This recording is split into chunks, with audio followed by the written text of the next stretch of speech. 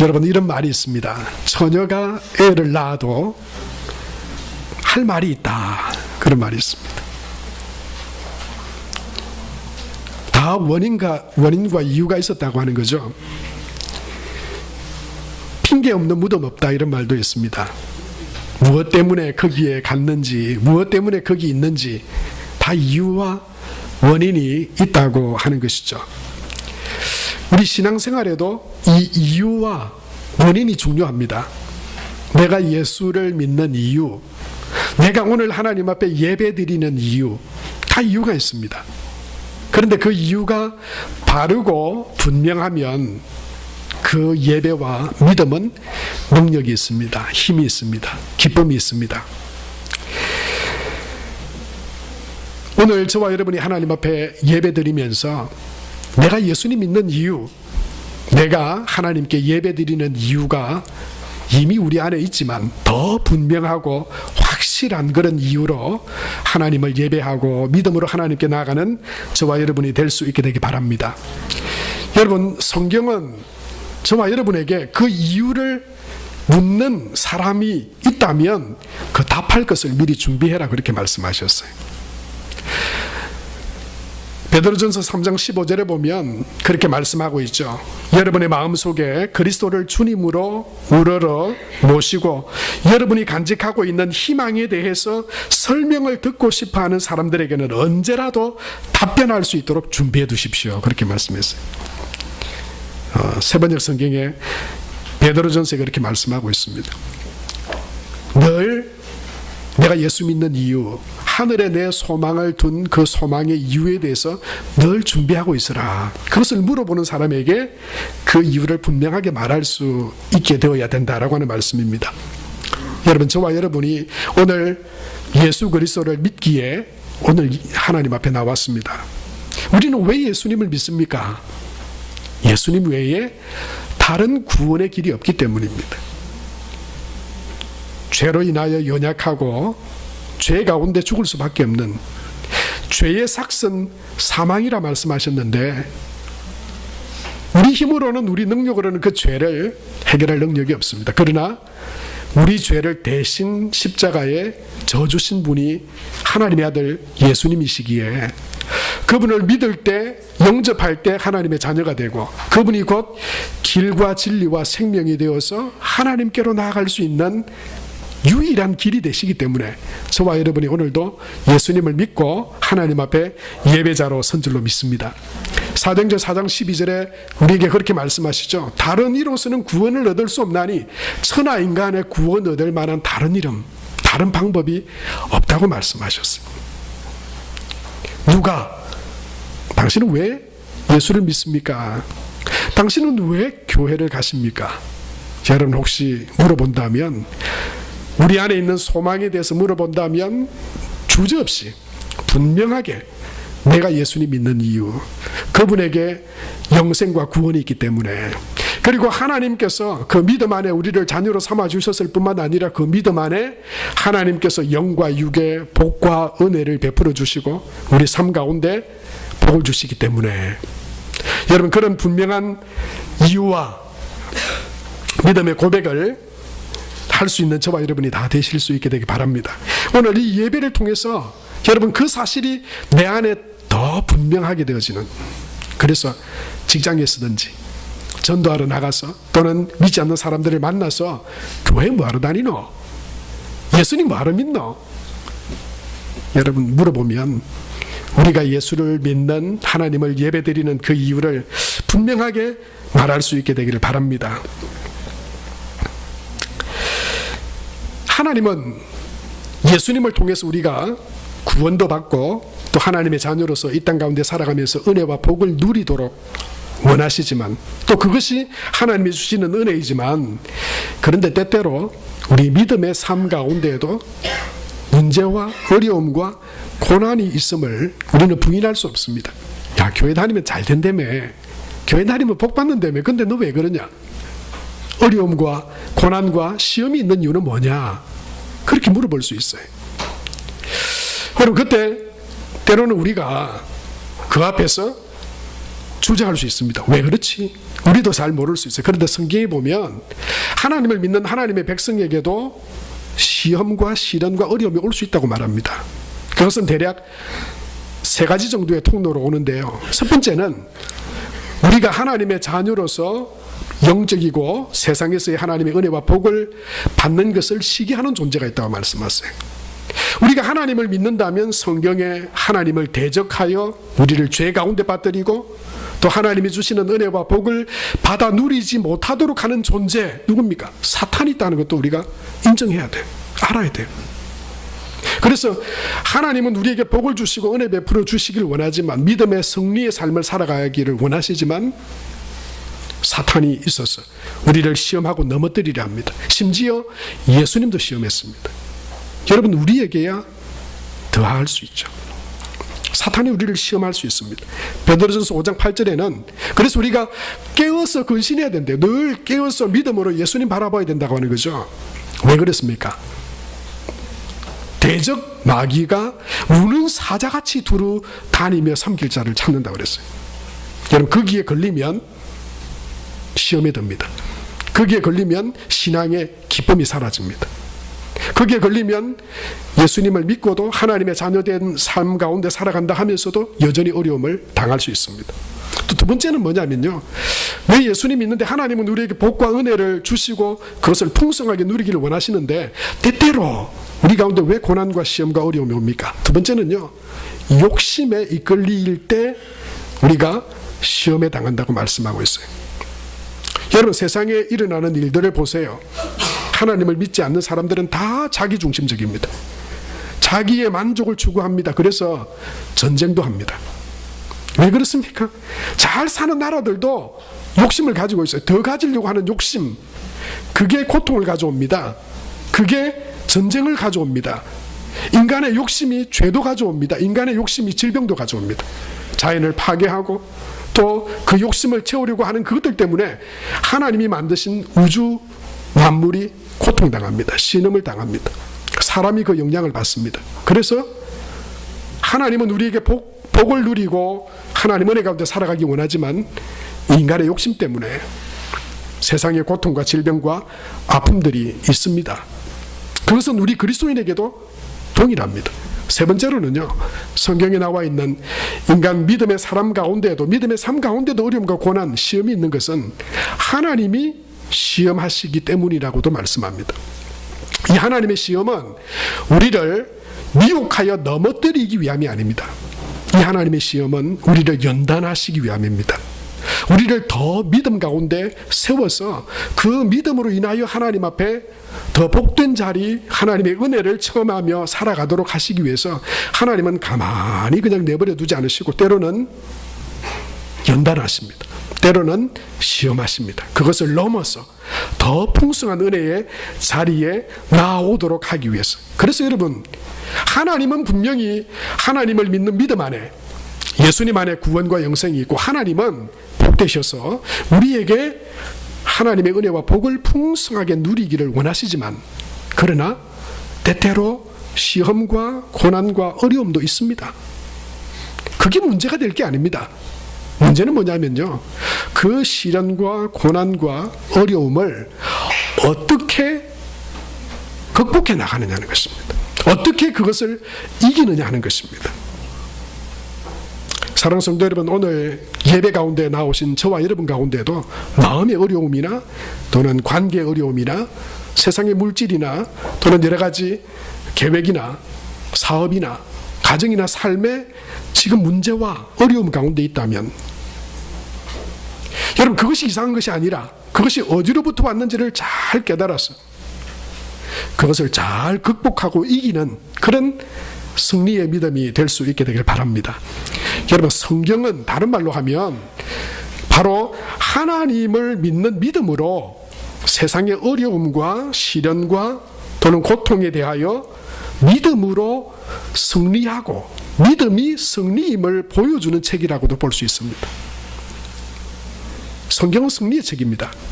하나님이 승리이신 것처럼 믿음을 가지고 살아가면서 하나님께서 주시는 승리, 시련과 어려움이 있었지만 거기서 낙심하고 절망하고 포기하고 믿음을 버리고 물러나는 것이 아니라 정말 하나님이 살아계셔서 하나님을 의지하는 믿음으로 나아가서 승리했더라. 그리고 장차 앞으로 우리가 영원히 승리하리라. 할렐루야. 그것을 우리에게 전해주고 있는 책이 성경이에요. 오늘 우리가 읽었던 이 시편에도 그 믿음 안에서의 승리에 대해서 우리에게 말씀하고 있죠. 8절에서 9절 말씀 보면 이렇게 말씀합니다. 우리 다 같이 한번 읽겠습니다. 여호와께 피하는 것이 사람을 신뢰하는 것보다 나으며 여호와께 피하는 것이 고관들을 신뢰하는 것보다 낫도다 말했어요. 여러분, 반복해서 여호와께 피하는 것, 여호와께 피하는 것, 그것이 사람, 고관을 의지하고 신뢰하는 것보다 낫다 말씀하세요. 우리가 죄 씻음 받고 하나님의 자녀로 구원받은 하나님의 자녀가 된 것도 전적인 하나님의 은혜입니다. 하나님께서 우리에게 은혜를 주셔서 우리가 하나님의 자녀가 됐습니다. 뿐만 아니고요, 우리가 하나님의 자녀로서 이 땅 가운데 살아가는 모든 삶 가운데, 신앙생활 가운데 어려움과 시련이 때때로 다가올 때도 승리할 수 있는 이유와 승리할 수 있는 힘도 여호와를 의지하는 것입니다.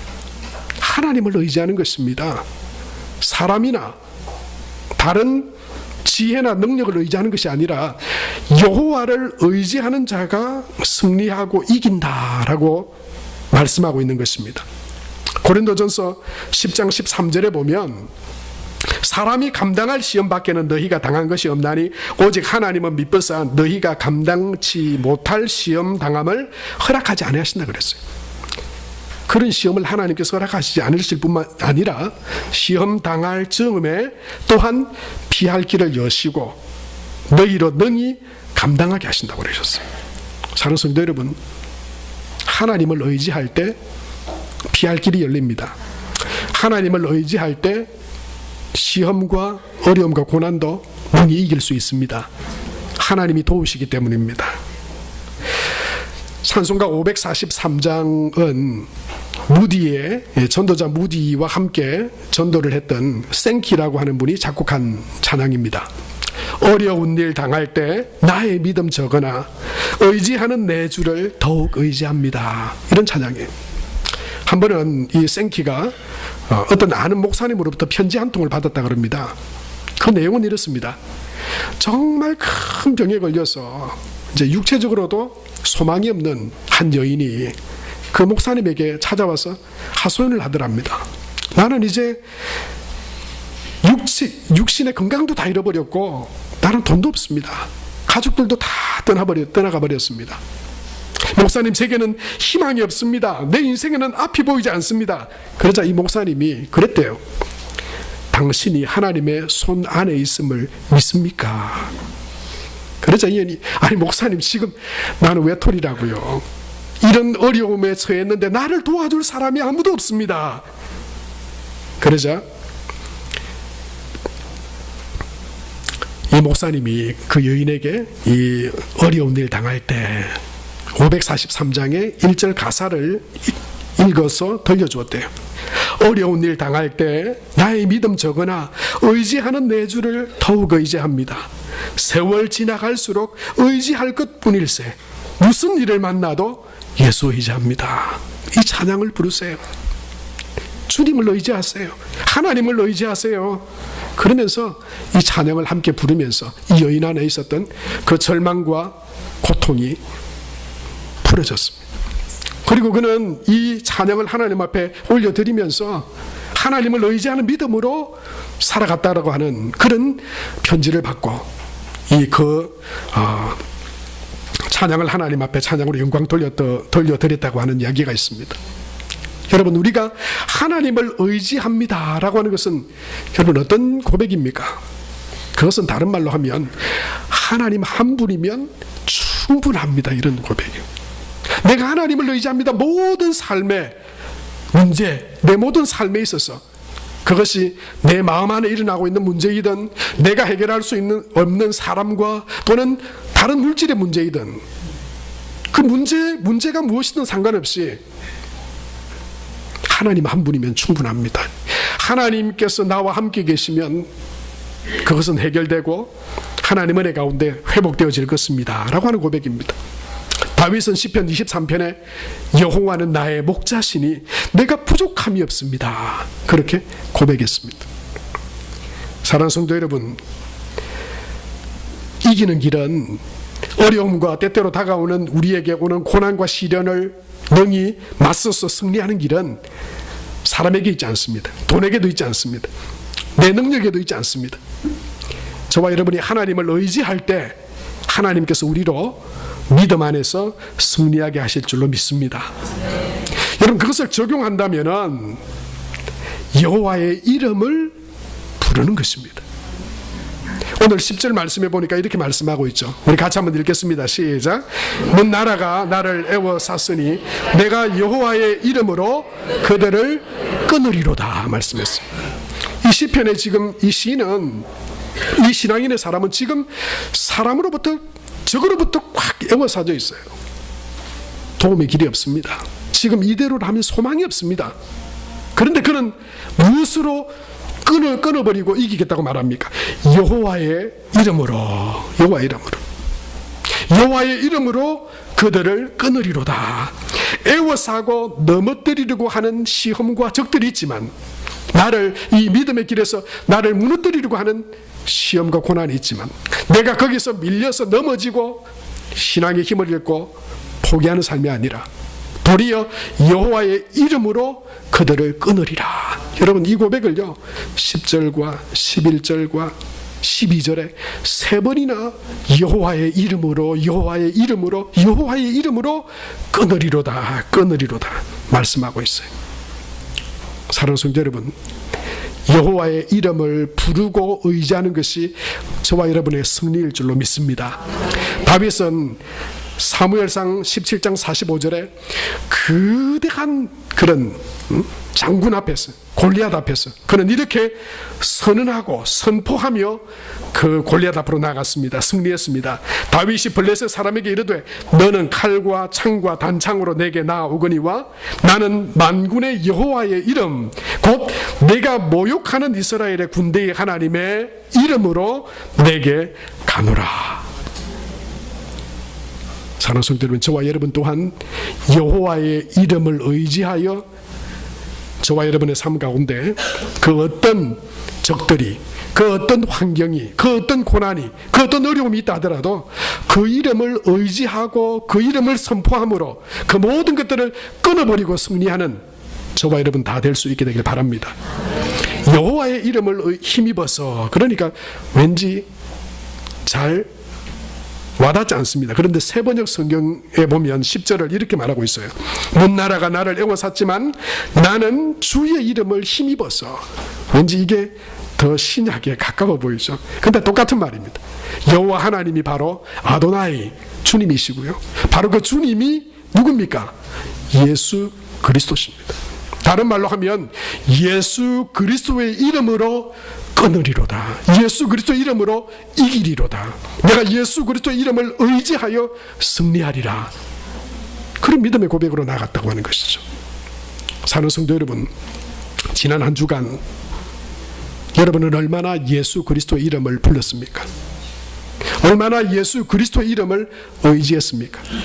그냥 내 마음에 절망과 문제가 들어와도 그냥 가만히 내버려 두지 않으셨나요? 그걸 어떤 인간적인 수단으로 풀어보려고 하지 않으셨나요?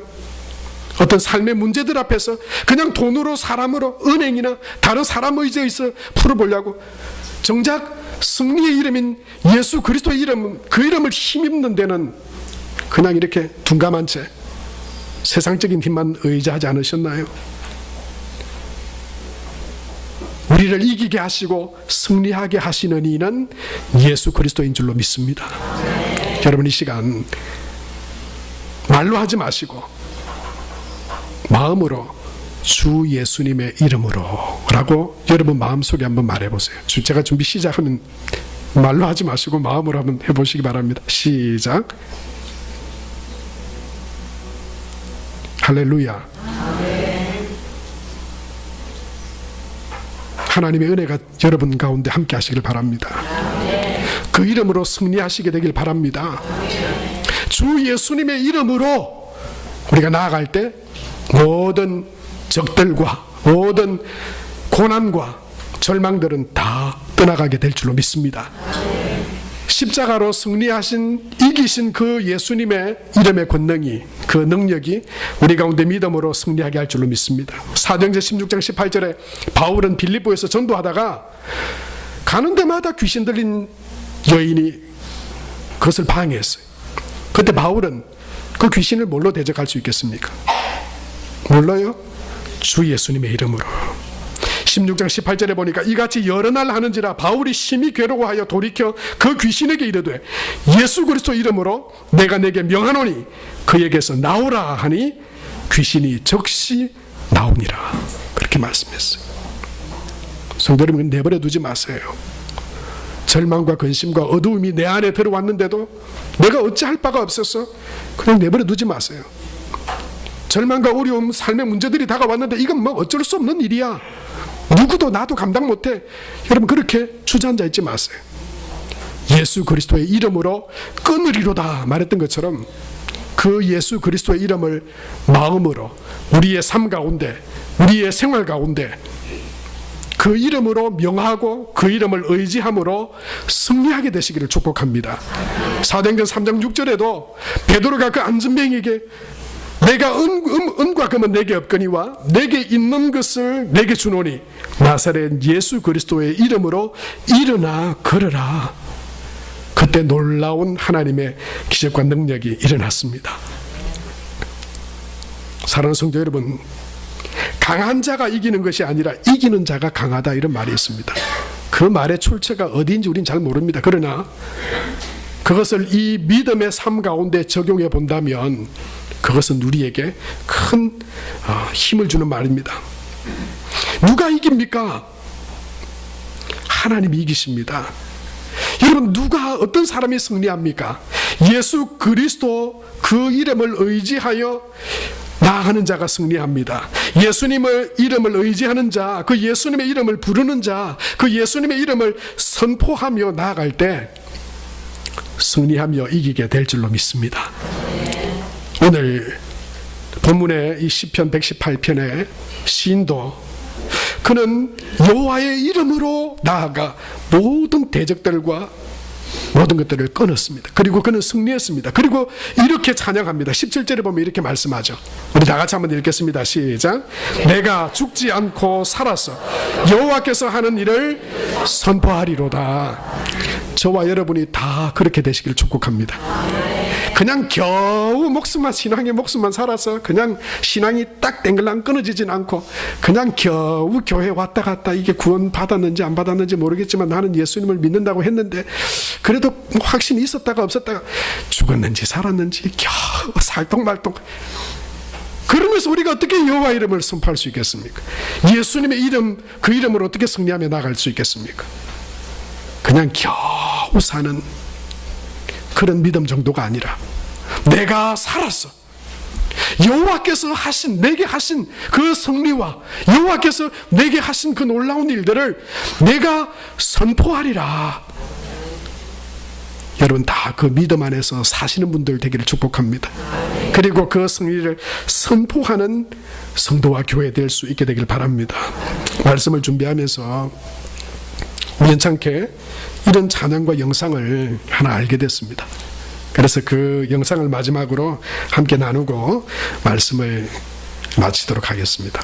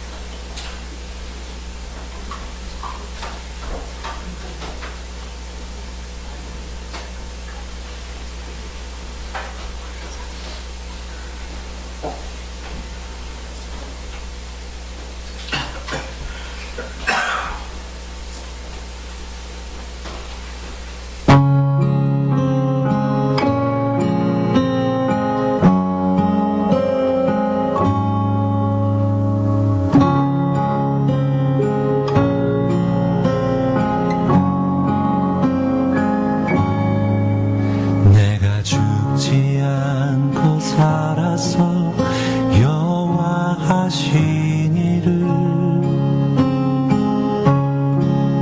내가 죽지 않고 살아서 여호와 하신 일을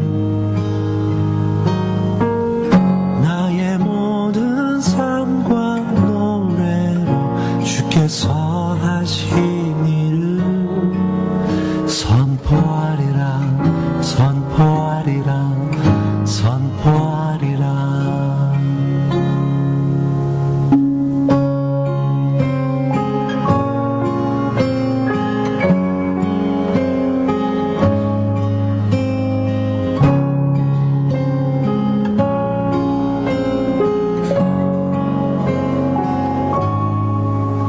내가 죽지 않고 살아서 여호와의 영광을 내가 죽지 않고 살아서 여호와의 영광을 나의 모든 삶과 노래로 주께서 하신 일을 노래하리라 노래하리라 노래하리라. 내가 죽지 않고 살아서 여호와 하신 일을 내가 죽지 않고 살아서 여호와의 영광을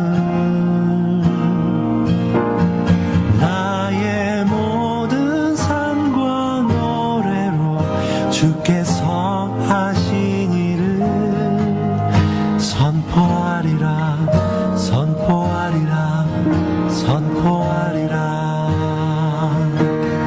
나의 모든 삶과 노래로 주께서 하신 일을 노래하리라 노래하리라 노래하리라.